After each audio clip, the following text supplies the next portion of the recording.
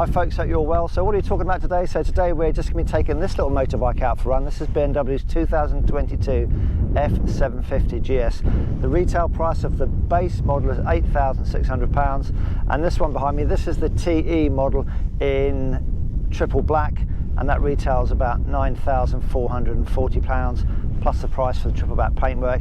And then if you want to add a TFT screen, that's going to be another £520. So I think without further ado, let's have a quick look around the bike and then take it out for a bit of a spin, and I'll tell you what I think about it. So let's just call this their entry-level adventure bike, shall we? But with this specification model here, this is more geared, I would suggest, as a commuter kind of bike with a little bit of light off-roading thrown in for good measure. So this is the F750GS. It's the TE model in triple black, and let's throw a couple of specs out there, shall we? So the engine, it's a parallel motor, 4-stroke, 77 horsepower with 83 Newton meters. The bike itself weighs 227 kilograms, and it does feel very light actually. And the seat height, I'm 5'9", got no issues flat footing there, and that's the standard seat as well. You can get thicker seats and a lower seat, and you can actually go for a reduced height of the suspension to make the thing lower if you're vertically challenged. But at the moment, as it stands, it's the bog standard seat with the bog standard suspension, although it's ESA electric suspension. It is 815 millimeters. It's got a 21-inch front wheel and a 17-inch rear wheel, and the bigger version of this, the full fat 850, which is more so the adventure kind of bike, I guess, if you want to call it that. That comes with spoke wheels. It's got an adjustable screen. It's got beefier suspension, obviously going off-road more, and it costs a little bit more money as well. And that's got a little bit more horsepower. That one's got 95 horsepower and 92 Newton meters of torque. But really, let's not pay any attention to the numbers. 77 horsepower sounds quite anemic actually when used to riding big bikes, and that's not actually the full picture, is it? So what you need to do is get down to your dealer, go and take one of these for a ride, because I'm quite impressed with it. So a quick look around the bike then, and then we'll go and have a little ride, shall we? So this is the T spec. So we've got the prep for the GPS, we've got keyless ignition, and if you want to get a TFT screen, that's an extra £520. So even on the TE model, you've got to pay an extra £520 for that. But this one, we've got the cruise control here, and then we've got the whizzy wheel to control your selection of your options on the menu as well. Your mode selector button for road, enduro, dynamic and everything. Button for your heated grips, which are fitted. You'll see the forks, they're non-adjustable forks, and the ride is fairly plush actually. Got a couple of power sockets. You've got one down here, that's like the European adapter, whatever they call that one, and then on the other side you have your USB adapter as well, so you're pretty much covered there. Keyless ride, so keyless fuel filler cap, and then the bike here, we've got a luggage rack fitted, always handy. A nice sculptured seat, nice and wide for a pillion, and you've got your ESA dynamic suspension unit, which rear unit you can adjust, front is non-adjustable, and then you've got your quick shifter down here. Gear shifter says Pro, but the bike's only done about 50 miles, so it is actually quite clunky to change gear, so I'm sure as the mileage piles on, it'll get a little bit smoother. That's certainly the case with my big GS 1250 at 2,500 miles. It's a lot smoother on the gearbox now. So what else can we talk about? Yeah, the nice chunky Euro 5 exhaust, and it's got a center stand. I'm not sure what pack that comes with, or whether you have to order that as an extra, but if it comes with a pack, I'll let you know what pack that comes with. And basically that is pretty much it. So I think without further ado, let's go and have a ride. So as I said, I'm 5'9", and I've got absolutely no problem flat footing the bike. So it's keyless ride. Turn the power on. Dash, it's a fairly nice looking dash, I guess, and you can see we're in dynamic, and you can just press the mode button and that'll go rain, road and dynamic. And to be honest, I would always leave it in dynamic if it was me. So there we go, we're in dynamic mode, and first gear we're in, so it's just going to pop into neutral, and there we go. Listen to it roar into life. So the ABS lights will be flashing here until we get going. So The clutch is really light, cable clutch is very light. Right then,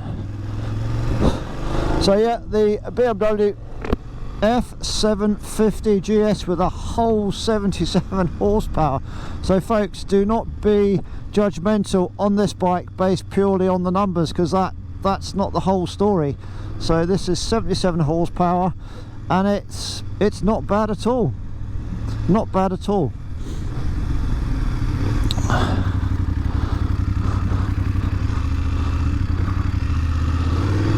Right then, so what do we think then?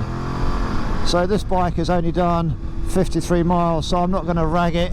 It's not my bike, it's kindly been lent to me by my BMW dealership over here called the Mansell Collection, so big shout out to Darren.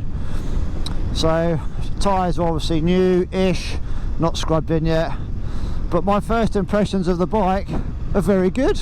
I'm really quite surprised.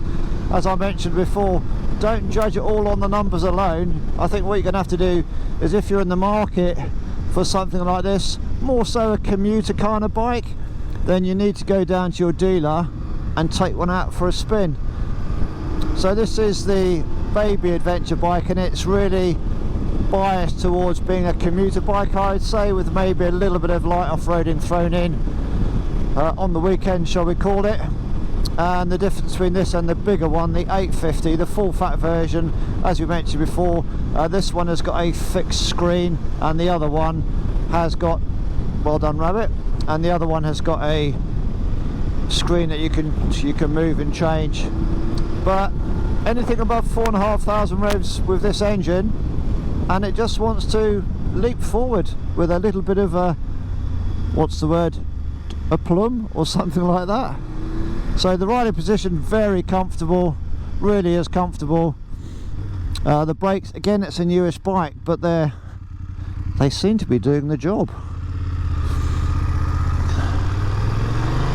And it's almost like the actual, I'm 5'9", the riding position, the front part of it feels like it's a bit of a bit sporty. I've got a KTM 890R, and it sort of feels a little bit, not like that, but it's sort of tending to go that way a little bit. It certainly doesn't feel very adventurous, if that makes sense. It's a real nice, comfortable position to be in. And the front brakes, yeah, they're more than adequate. As we mentioned before, the suspension on the front is non-adjustable, and the back you can use the electronic EASA down here, and you can only use that when you're stationary, and then the back of the bike will go up and down depending on what kind of preload you're going to put on it, and you can certainly notice the difference when you do that. Handling point of view, yeah, it's a really light motorbike to throw around, and once you get sort of above 4.5, it really wants to go. Just mind the seaweed in the road. So I think if you're coming back to motorcycling, or you just want a bigger kind of adventure kind of bike, but you don't want, you know, mad amounts of power, I think go down to your dealer and go and take one of these for a ride, because I think you're going to be really surprised. Again, don't be fooled by the, you know, that 77 horsepower. It's got more than enough to nip past traffic. Got to be a little bit careful where I am because of our island speed limits. But the good thing I'm going to say about the engine, although it's only 77 horsepower, you know, I'm in 4th gear now, 3,000 revs, 37 miles an hour. Yeah, and that's what I love about the parallel twins, is that they've got oodles of torque. So I do like the characteristics of the parallel twin, because you can be very lazy and just pull yourselves out the corners. So yeah, go and take one for a ride. Don't be put off by 77 horsepower. Yeah, it's very good. It's very good. The fueling at the moment on the engine, again, it's a new bike, but the fueling seems very good. You know, riding it slowly, I don't think this would be an issue. If you're a commuter, the bike itself is quite narrow, so you're not going to have any problems nipping down in between slow moving cars. So there we go, you know, it's 18 miles an hour, No issues with the fueling, it's very nice. Let's just go up the gearbox, so third gear, 19 miles an hour, a little bit chuggy, that's 2,000 revs, but it pulls cleanly. So yeah, I'm quite impressed. The engine doesn't sound the best, but it's got a Euro 5 can on it, hasn't it? So certainly I think it's got enough zip for you, you know. Certainly got enough zip. And the brakes, yeah, they're more than adequate. And it handles it handles really well. It does handle really well. So I think you could have, you know, mucho funno on this bike. I really do. In relation to the screen, yeah, it's alright. Would you want to spend another £520 to get the Flash TFT? Yeah, I'm not sure. Or would you use that to go for some sort of soft luggage on the back? Yeah, again, it all depends on what your budget is, really, doesn't it? But I am pleasantly surprised by this little bike. It feels small when you're riding it, although it is, I think I said it was 227 kilograms, and I can't remember how heavy my GS 1250 is, but I think it might be 30 kilos more. But this feels an awful lot lighter than my GS. I'm just a fan of twin cylinders and the torque that it brings to the party. I don't think you can beat it. I really don't. The mirrors, yeah, they're adequate. They're not showing too much of the elbows. Yeah, what else is there to say? It's a nice little bike. Getting a bit of wind noise from the non-adjustable screen, but I guess there's so many aftermarket screens out there, you can go and pay your money and you take your choice, kind of thing. So there's not really too much negative to say about it, really. The only thing is, would you want the 750 or would you want the more off-road version, the 850? Again, it's sort of down to your budget, I guess. Or would you want to go for the XR 900, which is a little bit more expensive, maybe, which is more of a road biased bike, isn't it, in reality? But I think all of these things, it's just down to personal taste, really. What tickles your fancy, what gets you going. But this bike, I think, as a commuter bike, as a dipping your toe into the middleweight adventure kind of market, if you're doing a little bit of not off-roading but gravel tracks and that kind of thing, yeah, I think you'd be perfectly fine on this. Wouldn't be a problem at all.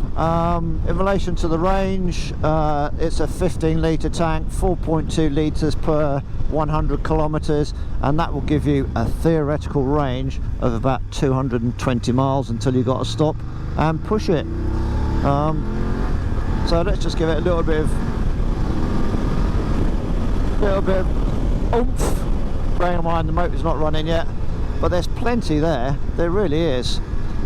There is more than enough there. So at the moment, in relation to the ESA suspension, I've just got this on one helmet. I'm not really au fait with the setup here, but if I press the suspension button down here, it should tell me on the dash. Yeah, so I've got one helmet, and you can't adjust the preload unless you are stopped, and then the suspension will go up and down. So there's more than enough oomph. Yeah, you can just watch the seaweed in the road. Yeah, I'm really quite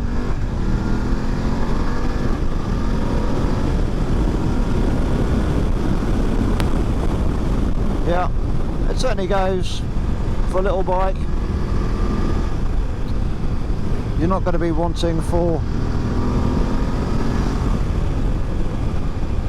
much more power. If power's not your thing, you know, if you're just coming back into motorcycling, or you're just at the age where you can get an A2 bike and you know you don't want all that power, then go and have a look at these. I think this is really pretty nice. And again, you can go onto the BMW website and chuck all your salary at the bike to get it how you want it. But yeah, I would say go and have a look at the F750GS. It's a nice little bike. As I say, it's more geared towards the commuter, and I think it would be a really good commuter bike. It's really comfortable. I mean, the seat is nice. Been on it for a couple of hours. No aches or pains. It's a nice position. I'm 5'9", and yeah, I think you could do a few miles on this in, well, comfortably, shall we say. Yeah, I quite like it. I quite like it. Yep, let's do that. Let's go that way. Dee-dee-dee-dee-dee. Bum bum bum bum bum bum bum bum bum bum bum. Oh, George. Right.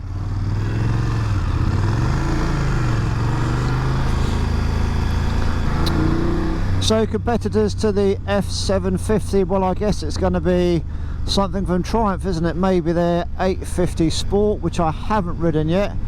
So I may have to see if the Mansell Collection have got one of those in that I can take out. So I guess that might be one of the competitors to that. But I have to say, fairly impressed with this. Yeah, as ever, they come with a BMW 3-year warranty. You've got European breakdown recovery and all that kind of stuff. And yeah, it's just a nice little package. Let's get out before that bus comes down. So all the controls are nice. It's the standard, you know, you got all the stuff on an S1000RR, so it's all good quality stuff. Yeah, the engine itself, it's a nice little engine. It pulls nicely from sort of 2,000 revs, 4,500 revs. It then picks up its tail and wants to go a bit more.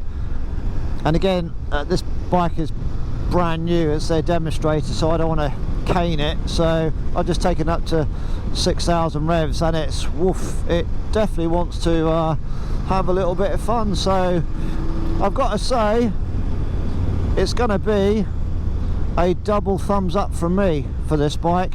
I'm pleasantly surprised about it. Big downside for me, charging you another 520 quid for the TFT. They should just throw that one in there, because most of the BMs have got that on there, haven't they? So I know that the 850, I think, unless I stand to be corrected, if I've got it wrong I'll put a note up on the screen here, but I believe the 850GS, it comes standard with a TFT screen. So it's a shame BMW don't give you a TFT screen, because it's a beautiful screen. It really is nice. So I'm just going to sum up. Nice little bike. As ever with BMWs, you can empty your wallet quite quickly if you go down the options list. But this TE model triple black, I really quite like it. I don't think it wants for anything else. Maybe the TFT screen, which hopefully, well, which would be nice if BMW had thrown in, but never mind. Maybe an adjustable screen, but other than that, you know, the TE model here, we've got the heated grips, got the cruise control. Yeah, I don't think there's anything else you really need. So so coming to the end of the video, folks, so let's sum up then. Who's this bike for? Well, I think this bike is for somebody that doesn't want sort of crazy numbers of horsepower, unlike myself, and just wants a good all-round bike. This one here, the 750 TE that I'm riding at the moment, this is pretty much more a road focused bike, with a little bit of light gravelly kind of work thrown in for good measure, just to say you can do it with your partner or whatever if they don't go and do a little bit of that. But no, it's more geared to the road tarmac kind of stuff, isn't it, with the solid wheels. But it rides really well, suspension's good, the steering's nice as well, the engine pickup's good from that only 77 horsepower. So yeah, I think it's a cracking little bike. I like it, it's good. Have I enjoyed my time on this F750GS? The answer to that is a definite thumbs up. It's been a nice little experience, actually. I'm pleasantly surprised at the capability of this machine for something that only pumps out 77 horsepower. So it may be the baby adventure bike, but if you're in the market for something which is geared towards the adventure kind of style, I really don't think you're going to go too far wrong with one of these. The engine's good, it's got plenty of oomph to it, above 2,000 revs, it's nice and smooth. Above 4.5 it picks up a bit, and I've only taken up to 6 because it's a new bike. But yeah, it certainly wants to go. It's not shy of lifting its skirt and running, so I think you wouldn't have any, you would be disappointed with that. If you're not into a bike that you want masses of horsepower, all the dials are nice. I mean, you find all these switch gears on the S1000RR top of the range BMW, so everything's nice. All false hand, very good. The mirrors are okay. The brakes are good. What else is there to say? Yeah, it'd be nice to have a TFT on there, that'd be lovely, and it'd be nice to have an adjustable screen, but we can't have everything, can we? So that's it, folks. I'm going to drop this bike back to the Mansell Collection. A big shout out to Darren for letting me take this out for a few hours. I am pleasantly surprised by how, I'm going to say, the agile this bike is. So if you're into commuting and you want the adventure style kind of look, then go down to your dealer and have a look at one of these. It handles really well. I'm really quite surprised at it. The steering's very light. Obviously you can't adjust the front suspension, but that's obviously what you're getting at this price point. But I'm only 13 stone and it's fairly plush for me, so I'm more than happy with it. If you've got any comments, make them in the comment section down below. Certainly if you own one of these, so other people can have a look at those comments for things to avoid or things to put on the bike, that kind of thing. But yeah, so as ever, ride safe and we'll see you again soon. Ta-ta for now.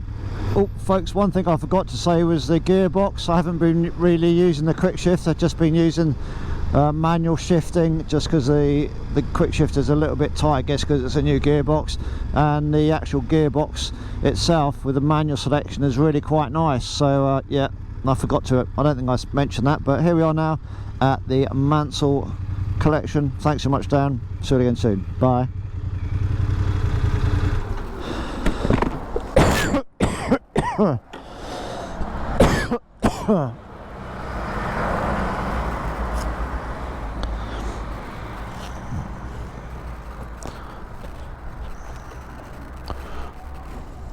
Bye.